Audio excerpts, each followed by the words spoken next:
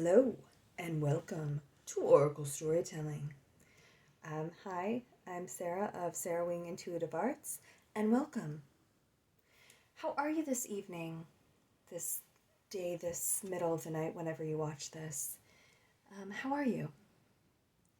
How are you this April, this spring, as we're blooming into spring and people are starting to kind of open up and turn their heads around? Something I've really noticed working during this pandemic is people have just started turning their heads physically in spaces and noticing things, which I find really interesting and very encouraging.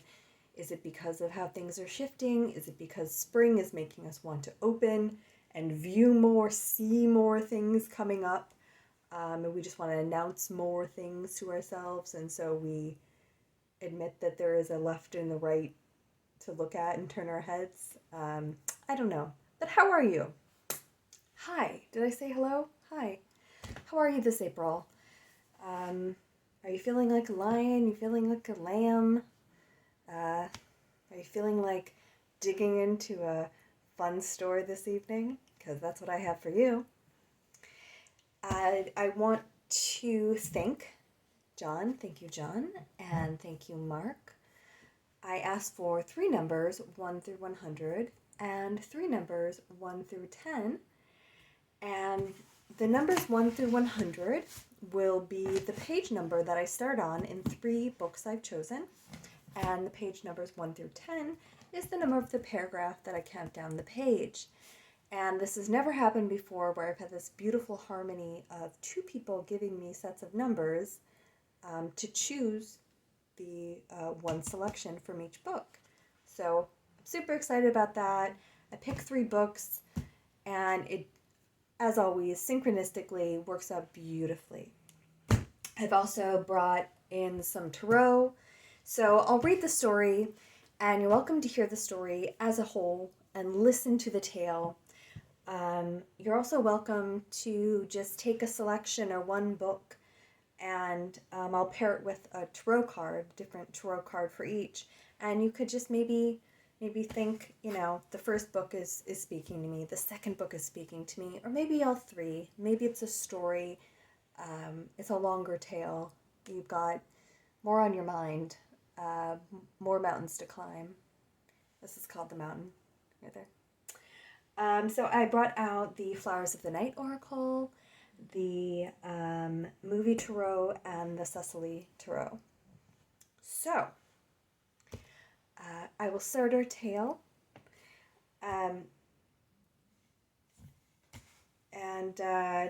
We start. And yeah, let's see. I feel like this is going to be a very rich tale. I haven't done a video in a while. I'm kind of settling into my new space.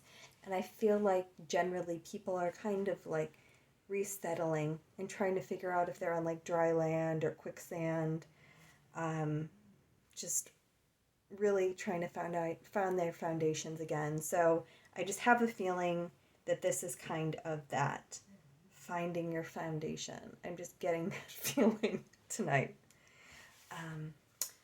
So let us start this beautiful tale. There was one song in the singer's repertoire called Song of the Nightingale. As our singer rendered it, we thought it the most beautiful song that had ever been written. And so it was, surely, although it was later supplanted by another written specifically for him called Melody on A. On A something. They left that out. Melody on A. This is how the older song went. I get a song. Nightingale, nightingale, sing of joy throughout the night. Teach my heart to impart everywhere your delight. Sing of moon rays on the rain, sing that love's not in vain. Every grief, every wrong has its ending in a song. It's true. Nightingale, nightingale, sing of joy through the night. Teach all men how to spin clouds of gloom into light. It's like a spell. Without silence, what is song? Without night, where is dawn? You don't have to answer those. It's okay. Were it not for men's woes, who would smile at a rose? And I happen to have a rose here, so I kind of love that. Isn't that pretty? It's technically in the yard that I'm part of now, but I did have to like shout out at my neighbor and climb over his fence to cut it. They were fine with it.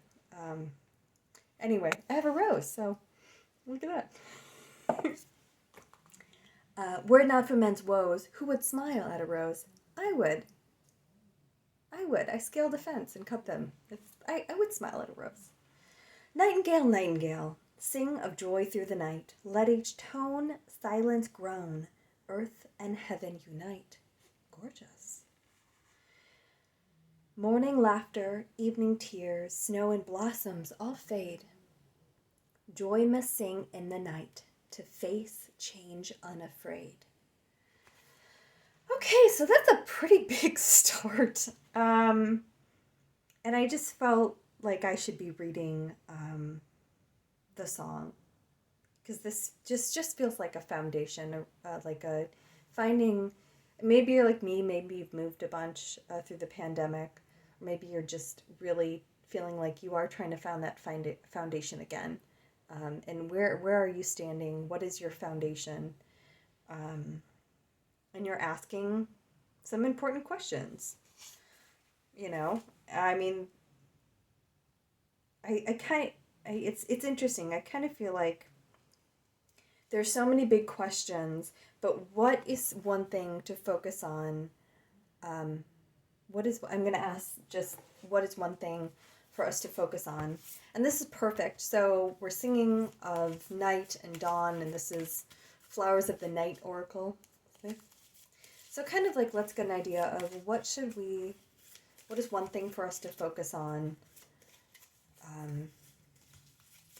as we're kind of refining our footing, or I feel like asking these big questions. Okay, that's beautiful. So we have devotion. Royal Lily. So what I'm getting from this is, the word secret just came through. So what I'm getting from this is maybe devotion to the things. Maybe there are some heavy questions that you're asking, or just very reflective, big life questions. And the idea of just a secret coming through. So maybe there's something that you are really focused on mentally, but you haven't shared with anyone. And I'm not saying you need to go out and share it with everyone, but maybe there's something very important to you or dear to you, or just something very big that you're contemplating. And right now it's secret from other people, or it's something you haven't really engaged with yet. So it's still secret to yourself. You know, you're kind of keeping it on either away from other people, or you're keeping it on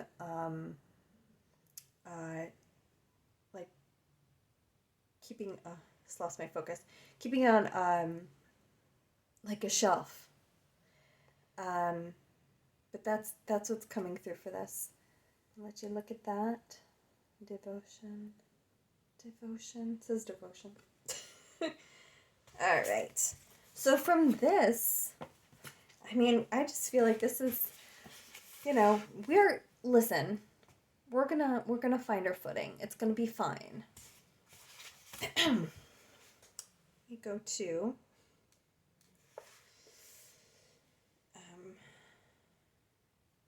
yeah, I think that's the one. Is that one?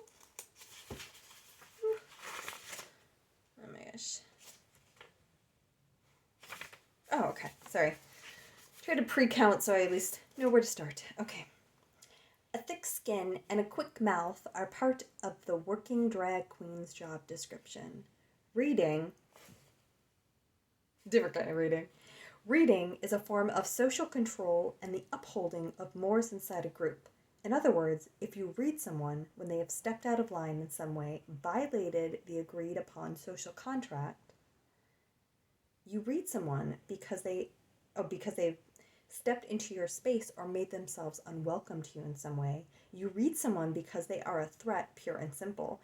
And if you read someone without coming from those starting points, if you read someone simply because you're bored or they're weak or you think they're beneath you, you won't get the support or the finger snaps from the people hearing the read, which is essential to any read.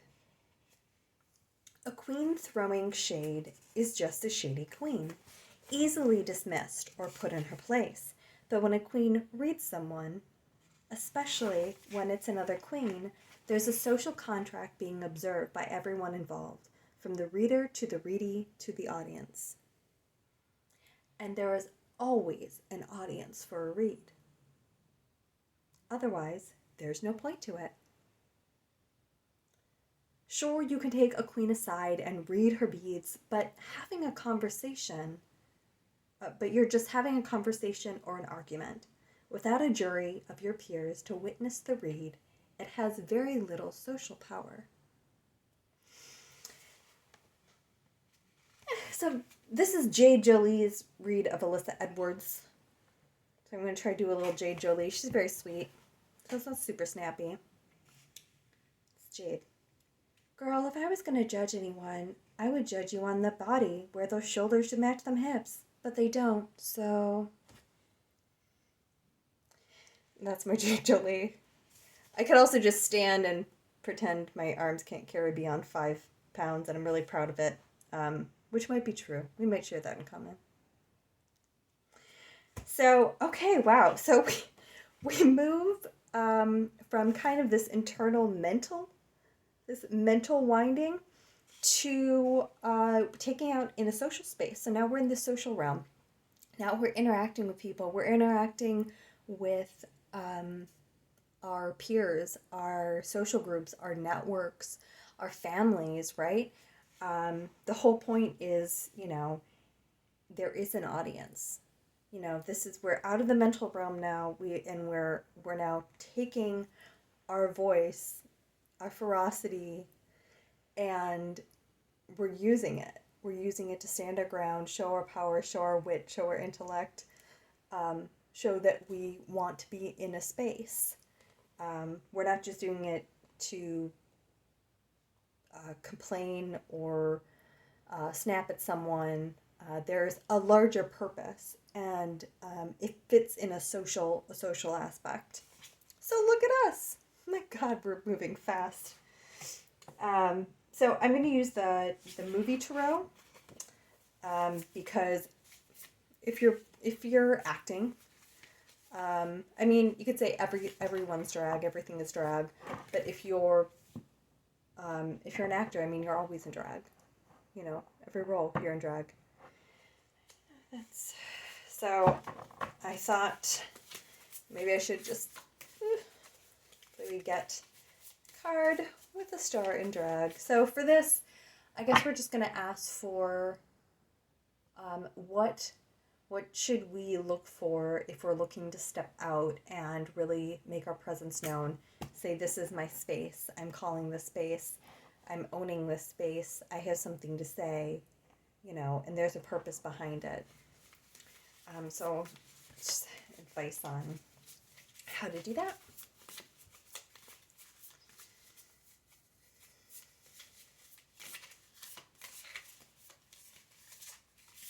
I'm so way too cerebral right now.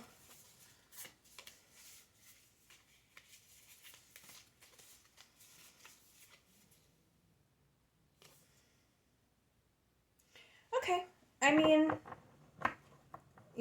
I was thinking we might get a card with some, like a star in drag, but we have 3 of Cups, which is an extremely social card and an emotional card, which really resonates with this. So it's really saying, stand in your emotions. 3 of Cups, we're talking about, a celebration, a gathering. So really, come out and be strong in a way where you're celebrating yourselves. You're celebrating the people around you. This is a really deeply emotional, right? So connect to that, put your voice out there. Um, it's a very emotional, but it's celebratory. So, really, you could be announcing yourself or standing, holding your own in this celebration or putting the spotlight on yourself in a celebration. But this is a very social, joyful, celebratory card. So great. Alrighty, where do we go from here? We're really we went from our heads, these deep, deep questions, and then we just jumped into it. I mean, we're reading for real. Okay, where do we end up?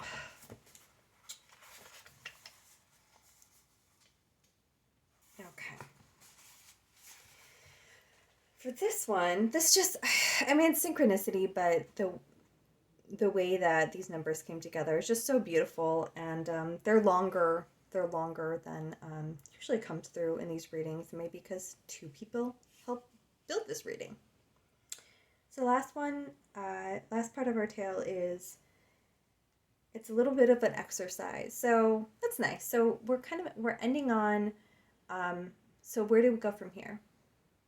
What can we think about? What can we take away now that we've put ourselves out there and we've said what we have to say, and we're seeing maybe where we feel internally or where the dust kind of, quote, settles outside of us. So there's an exercise. It's cultivating the opposite. Think of a person in your life who either hurts you the most or is the hardest to forgive. Find the adjective that describes the way they made you feel.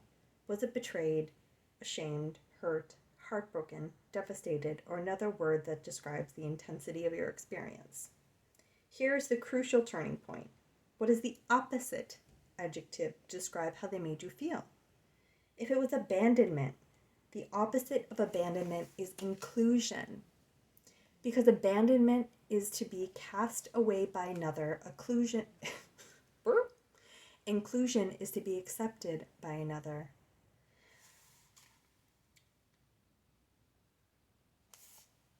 And I'm going to just read that part. There's more examples, but I really think that's coming off of the last reading. I think that's the most important one.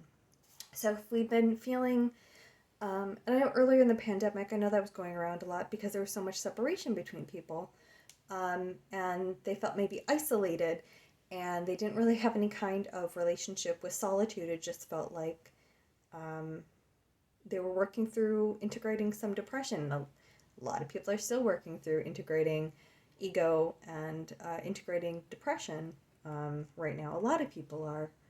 So there might be feelings of abandonment or even abandoning yourself, and the opposite of that is inclusion. And this exercise is really talking about how when you interact and have this feeling like abandonment with one person, what happens is the bigger picture is it actually helps you cultivate the opposite. So it actually helps you cultivate inclusion. It helps you cultivate these things within yourself and thereby within your life. And I'm going to read this part, which is something that you can just listen to. And this is Matt Kahn. He does a lot of repeat after me. So given this example or any other way you felt, visualize the person who wronged you and try speaking these words aloud.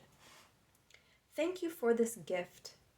I may not have liked the gift when I initially opened the package, but there is no doubt it's only destined to make me better than I have ever been before. This doesn't make the action okay, and the fact that it isn't okay is why I offer forgiveness. To ensure no one else may be harmed by the actions of unprocessed pain. If there is any justice in this world, may I be more evolved than those who have hurt me. So in knowing my deepest pain, I guarantee that no one in my presence shall ever endure the pain that I have endured. This helps me break the cycle of abuse. Through forgiveness, unfairness is a gift that only helps me be more kind. Thank you, unfairness. Thank you for this gift. I think you kind of fill in the blank there. But I love the idea that it's to ensure that no one else may be harmed by the actions of unprocessed pain. So we're kind of engaging. We go through a cerebral place and then we engage. And then at the end of this, we are releasing something, right? So we're kind of stirring the pot up. We're seeing where it settles within us. And if there's someone, if we're feeling hurt, my hands look crazy. Okay. If there's someone, if we're feeling hurt, then we make some space, right? Because there's a reason that we got out of our head and into the world, and it wasn't to close ourselves back down. It was to continue to open ourselves back up, and we need to make room. We need to make space, and we can clean out our houses all we like, clean out whatever, but, our lives are larger than the objects around us. And on that note, let me go ahead and get a tarot card for this last passage. And kind of what will we find when we cultivate a little forgiveness, like a little space. Dig out, carve a little space.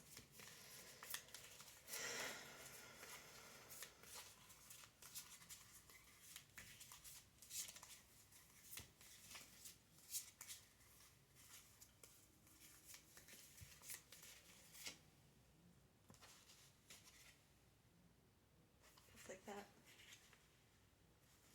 Interesting.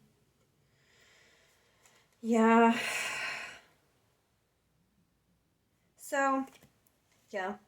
Kind of, both were feeling similar. This feeling a little stronger. So, yeah, because this is the 8 of Swords. This is the 9 of Swords. So, sometimes we got to go through it.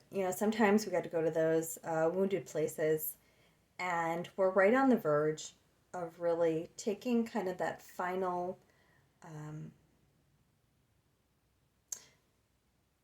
we're taking the peek inside so we can see, are we really locked inside? And there's always kind of that door behind us, right? Or there's the ties that bind us are always like, kind of loose and tied with a bow. We may feel like kind of going to that space of forgiveness or going back out in social spaces around certain people or places might kind of take some swords to us. But, at the end of the day, you're going to pull yourself back up. You're going to pull those swords out and move on. And quite frankly, it's sometimes you don't even know you got these little swords in you, and that's the most painful thing, is you'd rather not look, right?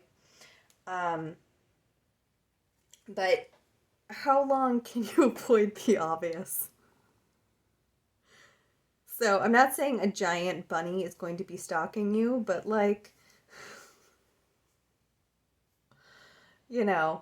listen, sometimes they say the elephant in the room, ignoring the elephant in the room.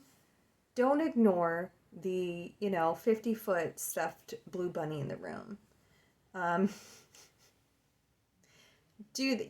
Be your own, be a huge pal to yourself.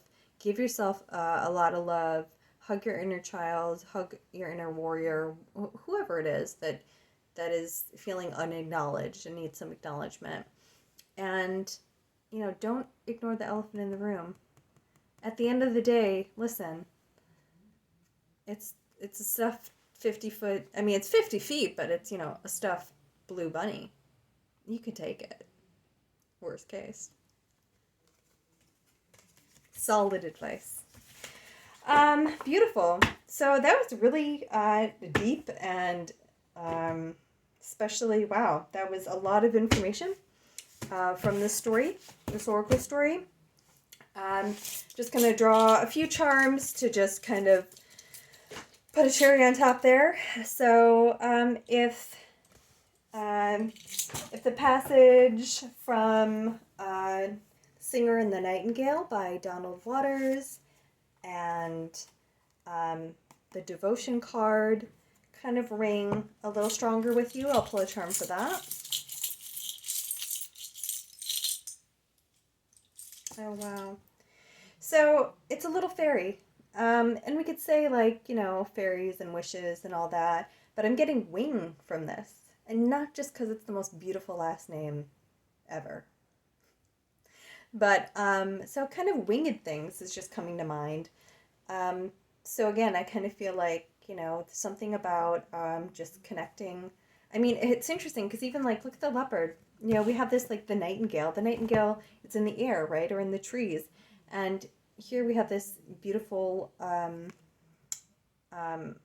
whatever kind of leopard this is. And like we see it in the branches, like in the trees, kind of lifted in the air. And again, we have these wings. So a lot of mental energy, but a lot of ability to take flight. Even we have this leopard. It's even like going to new heights.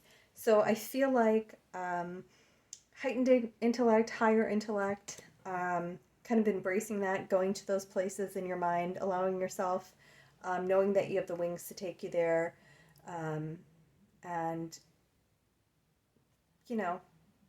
think of it like I can fly there, I can go there with ease. Really engaging your mind, engaging those big questions, these secrets, right? Okay. And if the passage from Legendary Children by Tom and Lorenzo and the movie tarot card spoke to you, let me pull a charm for that.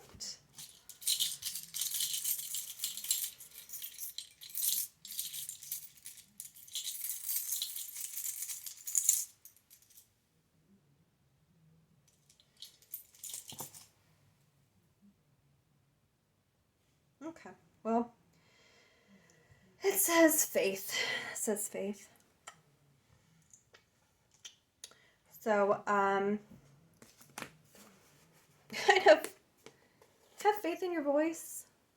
Have faith that when you walk into a room or a celebration or whatever, this reclaiming of your space, kind of stepping, even if you're like, yeah, I know that's my space, that'll always be my space, it can be intimidating going back sometimes. So have faith that you can still claim it, put your name on it, put your spin on it, put your new stamp on it, whatever it is. Have faith in that. And if the universe always has a plan by Matt Kahn, and the Nine of Swords, if this particular reading really spoke to you, I'll pull a charm for that.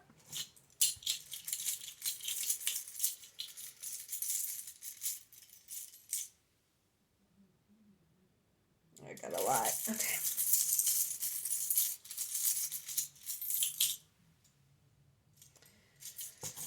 Okay, I'm not surprised I got this. Okay, so this I think of as part of a suit of armor. It's a little button here. It's like part of a suit of armor, like a knight would wear. So this makes sense, right? Because there's a lot of when you're feeling hurt or let down by a person or situation, when you feel like you're being stalked by these emotions, this situation, this hurt, this pain, we put it's shields up, I mean, shields up. We have our armor on, right? Our defenses are up.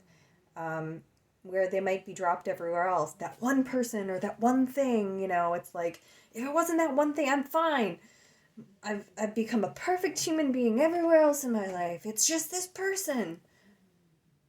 You're always wearing the armor, and kind of like the idea of, so no one else will be harmed by unprocessed pain.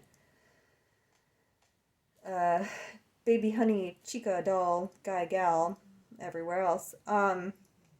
If your shields are up in one area, you're wearing armor. You just got that armor on at all times in some version or another. And it may feel like a very comfy t-shirt, but kind of recognize it. Tap, tap, tin noise. Ding, ding. Recognize it for what it is. It's not a tank top. It's a shield. of armor. And, time to drop the shields. Betterment of you and everyone else.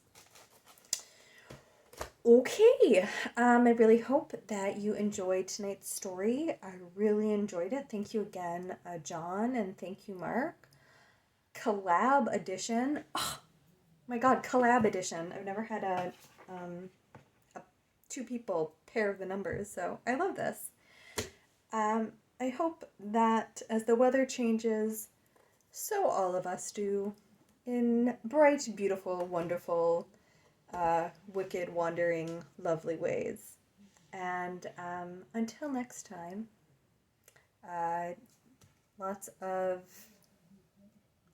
wishing lots of vivid dreams and wonderment and sending lots of love.